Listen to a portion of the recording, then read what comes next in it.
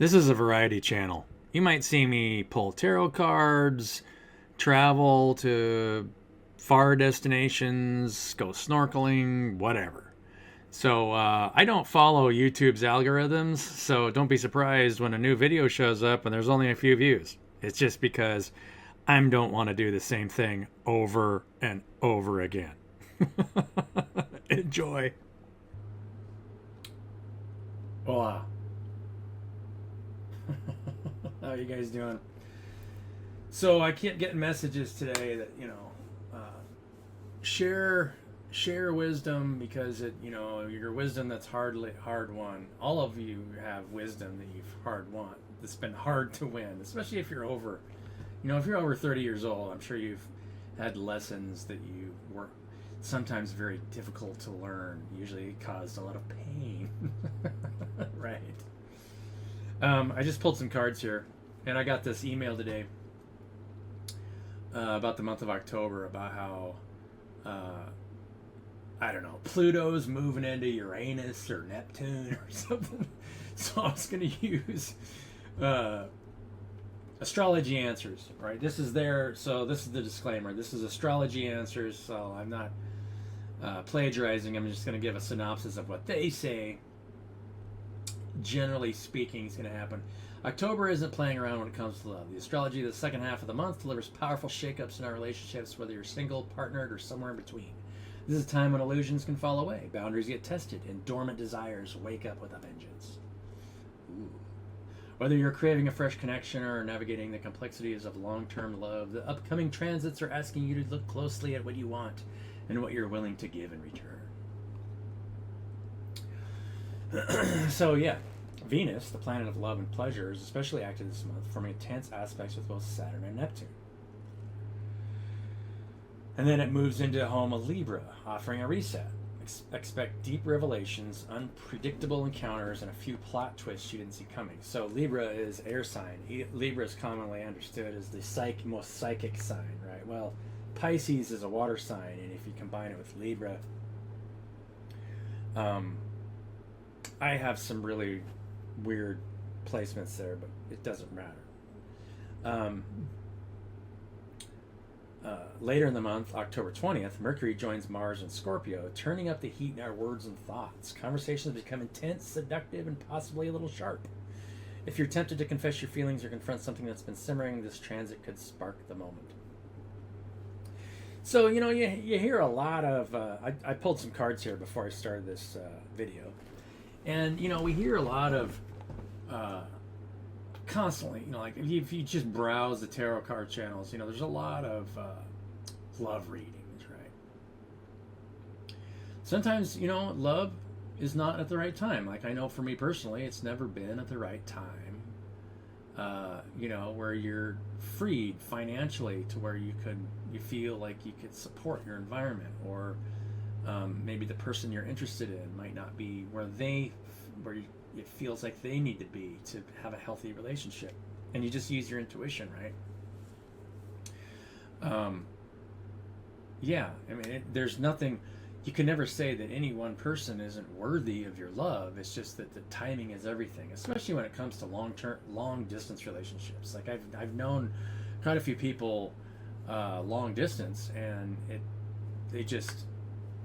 long distance relationships are really hard to maintain. Mostly because you can only connect via phone. You can never really spend time with them, in person. And in order to do so, then, long story. I'm sure most of you understand this, because if you have a social media account, I don't know how many reach outs you guys get through LinkedIn or Facebook. Mine is ridiculous. And actually, it's really gone down in the last few years, or actually in the last 6 months. When I first started my LinkedIn account, I would get 3 or 4 reach outs a week. I don't know if what the rest of you guys like, but from predominantly Chinese women looking for a CEO to get to know, right? They just they never want to get in front of the camera though, so it's always questionable as to whether or not they're actually a human being, right? Could be a bot, right? So you just set boundaries and just sorry let's go to the cards. But realistically, set boundaries, and you don't feel forced, like you need to be forced into a relationship. At the same time, we kind of have to let our boundaries down and be vulnerable, and but timing is everything. For those of you out there that have probably met quite a few people, and this is me included, maybe you met somebody in the past where that flame could get rekindled in the future, and that just the timing wasn't right in the past. So don't ever try to pull the past into the present and make, maybe you guys got in a fight or something. Try not to bring that into the present, but a lot of times you still have to get to know somebody to make sure that they moved on from whatever issue that was. Relationships are all about communication, right? Communicating and growing closer over time. So the cards that I got was Six of Vessels, Reunion. So I'm using the tree deck. If you guys can see this one. Two of Bows, Decision. So a reunion, a decision, clearing away. So we're clearing away something. Seven of Bows. And then Three of Vessels, Joy. So that's the Three of Cups. We got the beak. We got the storks flipping around on top of Three Cups. And then Two of Vessels, Attraction. So this is telling a pretty defined story of a reunion, a decision, and clearing away of the old, right? That's what I would always say that clearance is. It shows these seven bows that are cleared away from the fire, that maybe the fire that's being stoked and the connection needs to have, there's some issues that need to be cleared away. And then Joy, and then bow chickie bow bow. Right? So that's the message for today. But in realistic, and this is the wisdom that I have had that's been hard won for me, is that there isn't anything that has ever happened in my life where I haven't been and intentionally forced myself to unconditionally love everybody that comes in and out of my life, and making sure that you're not thinking negatively about anybody. You wish only the best for the people that you meet, and if it doesn't work out, that's okay, right? It's sometimes we have to think about, take some time to reflect and think about the direction that we're going, and whether or not that's matching the person maybe that we've been interacting with, and that's up to you, the individual. That's not something that I could ever advise anybody.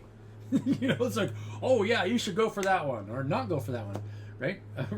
Relationships are all up to you. And if you decide, and this is the advice that I have, if you decide not to go with somebody, don't do it because you're standing in some form of judgment. Do it because it just doesn't feel right at the time. And don't hold, even if somebody's acting out, love them unconditionally, right? Because they don't even understand why they're acting.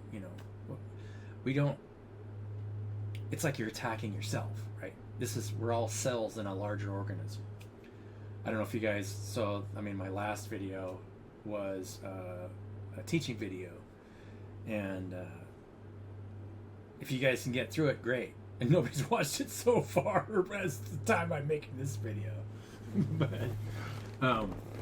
if you guys can get through it, great. If not, great. It's just about how we're a three-part being, right? We're a structure within a field, and actually that's not who we are. We're the source of those things.